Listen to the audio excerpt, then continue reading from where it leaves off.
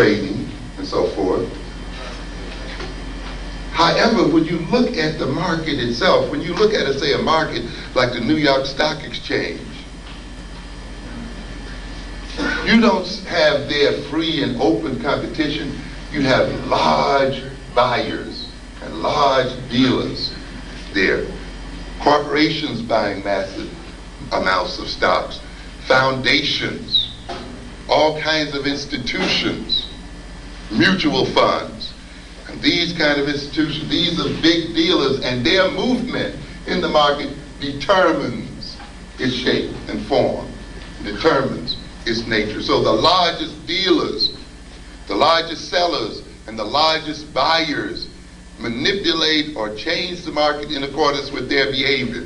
And the other smaller people who may be there have very little or no influence on how that market operates.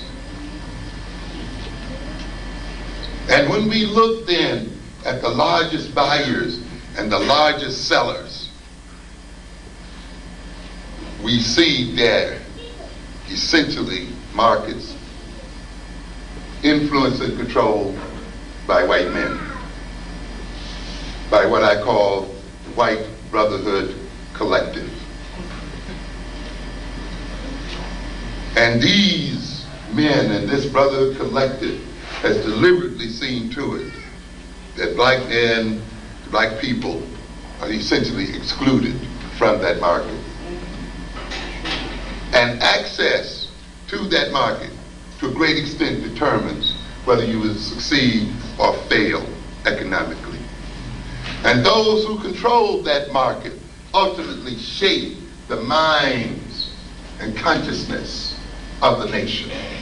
Not the government, not elected officials, but those who, because they can pay you or not pay you, lend to you or not lend to you, and so forth, or who can set conditions on your being paid, set conditions on your receiving a loan, set conditions on how you work. Those are the ones that ultimately shape people. You see, you hear these Republicans talking about too much government regulation. You know, we want to reduce the size of government. The less government, the better. And some people automatically assume then that that means that's going to be greater freedom for individuals.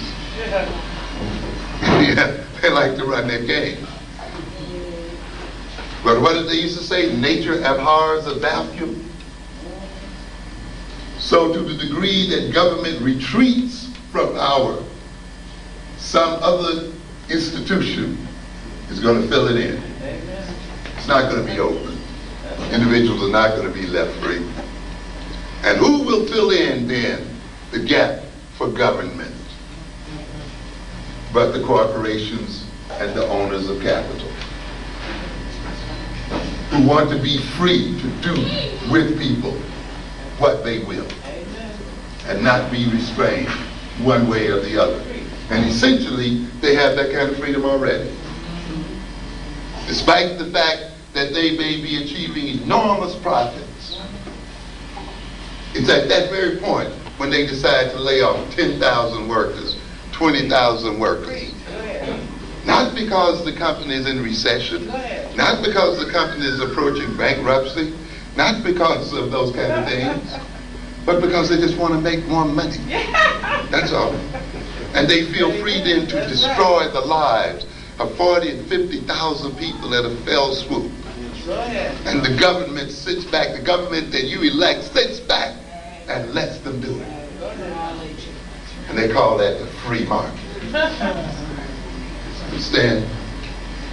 They imported African people from the rural South, brought us up here and stacked us up one on top of the other in these ghettos when they needed us to fulfill their plantations and to meet their corporate needs. And now that they no longer have any use for us, they take their companies and industries outside of the city and ship them somewhere else, and now they're shipping them completely out of the nation. And leaving then these black reservations in the cities all across America. creating social disorganization and disruption, crime, and degradation, for which they now want to blame us and put in a so-called violence initiative.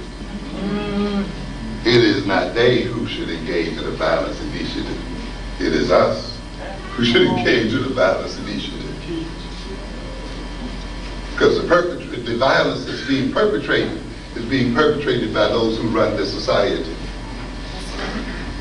The tremendous violence that's being done is not the violence that is talked about so much out here in the streets, but the violence of those who appear to be the pillars of the society. You know, you hear a lot of people talking now about values. Quayle talked about values. You had old Clinton talking in some black church about morals. Can you believe, I'm telling you, get your gun when a white man starts talking about morals. Because he's getting ready to do some immoral stuff, let me tell you. That's right, you have to interpret that stuff backwards. You have to flip it backwards. I tell people, beware when white people go on a moral crusade. Because they're going to do some dangerous things. That's right. Why is he talking to black people about morals anyway? Why are the most immoral people the earth has ever seen talking to us about morals? How do we let these murderers and criminals and thieves and crooks who've destroyed whole nations and races of people and enslaved whole people talk to us about moral behavior? It's an amazing situation. How do we let these people who have invested billions and billions of dollars in the development of weapons of death and who hold the world in constant terror, that in their madness they will unleash unprecedented death and devastation upon the earth? How do we let them talk to us about morals? These little pop guns that our young people use out here don't even measure on the Richter scale of death instruments compared to what the white males have developed. And yet we let these people convince us that we are the greatest endangerment to peace and safety in the world. Can you believe that?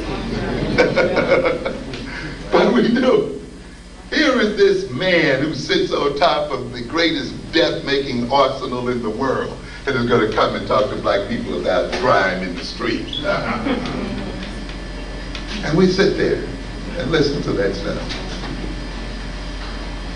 And then who's going to talk to us about family values?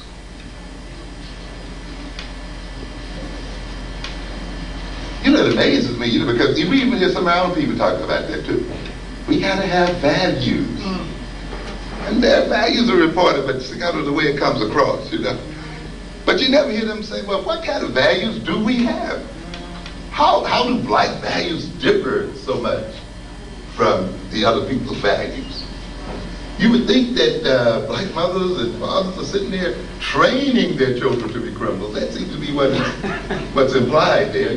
Grow up, son, I want you to be a drug dealer and shoot people on the street. This is the implication you get, that black families are coaching their children into this.